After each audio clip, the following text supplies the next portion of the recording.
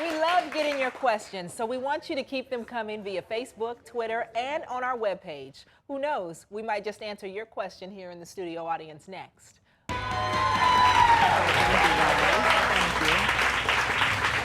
Welcome back to the Daily Helpline. Miles and I are joined today by a special co-host, diving phenom and author, Greg Louganis. Yes. And Greg really knows what it's like to walk a similar path to our next guest. Take a look. I'm Alex.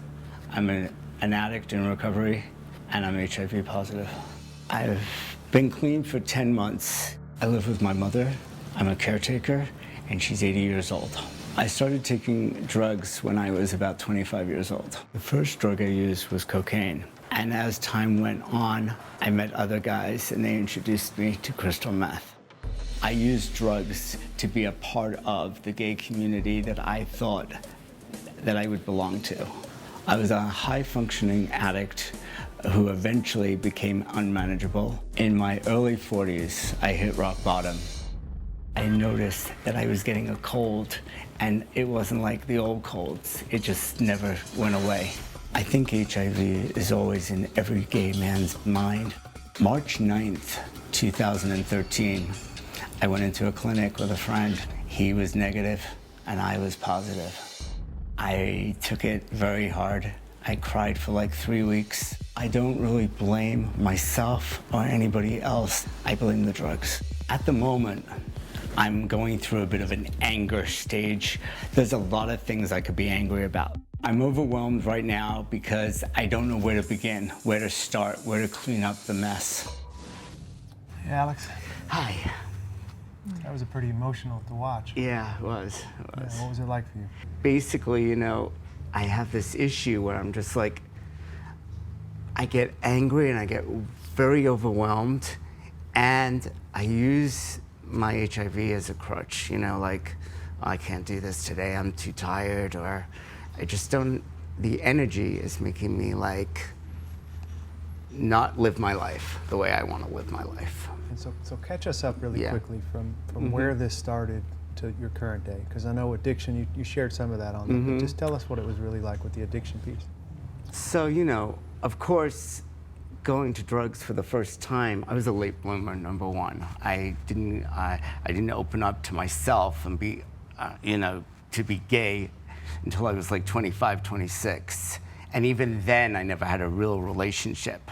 So the drugs helped me deal with my homosexuality more and helped me deal with being intimate with a person, with another man. And then, of course, the drugs made me think that it was a relationship the next morning, which it wasn't, you know? What was your drug of choice?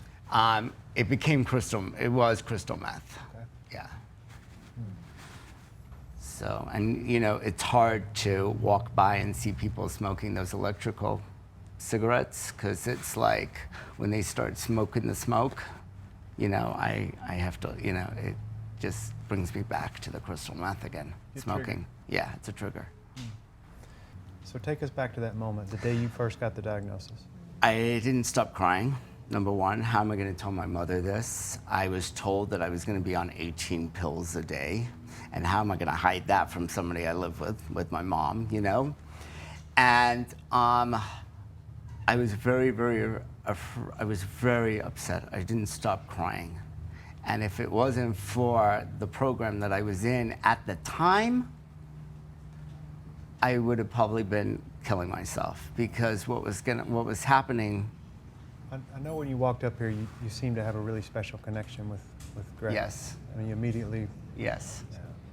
Greg, I'd like to hear you chime in on that. You know, the one thing, when I was first diagnosed, back in 1988, Yeah. you know, when you get that news that you're HIV positive, back in '88, we thought of it as a death sentence. Absolutely. I never thought I'd see my 30th birthday. When my doctor was talking about treatment options and all that, and there was this ringing in my ear, I really didn't absorb a lot of that information. It was just talking at me. I wasn't even really present. So there was, I mean, I remember that anger. Yeah. You know, and I had to go through that, but I was, you know, by the grace of God, I had diving. And my doctor said the healthiest thing that you could do is focus on your diving. And that was a positive in my life. And so then diving became my sanctuary, you know, where I can feel safe. At that time, the only medication we had was AZT. And so every 4 hours I had to take my AZT. And reminded that I have a compromised immune system. The Olympics were in Seoul, Korea. You know, this is 6 months prior to the Olympic Games. My thought was if I was diagnosed HIV positive, I was going to do the honorable thing, and I was training in Florida. I was going to come back to California, lock myself in my house and wait to die, because that's what I thought. But my doctor, who is also my cousin, convinced me to stay and train and get ready and prepare for the Olympic Games. I was terrified. What if I got sick when I was over there? Also, I was in a country that I knew. Had anybody known my HIV status, I wouldn't have been allowed in that country. You know, so we've come a long way as far as education, but there's still so much stigma out there. You know, especially within the gay community. I think that's really important, and we certainly want to hear. So let's bookmark that for a minute. Yeah. And we want to hear more from Alex and Greg. We'll be right back. Coming up. Unless you can allow yourself to process this anger and deal with it, anger is one of the biggest triggers for relapse with addiction. We love getting your questions, so we want you to keep them coming via Facebook, Twitter, and on our webpage. Who knows, we might just answer your question here in the studio audience next.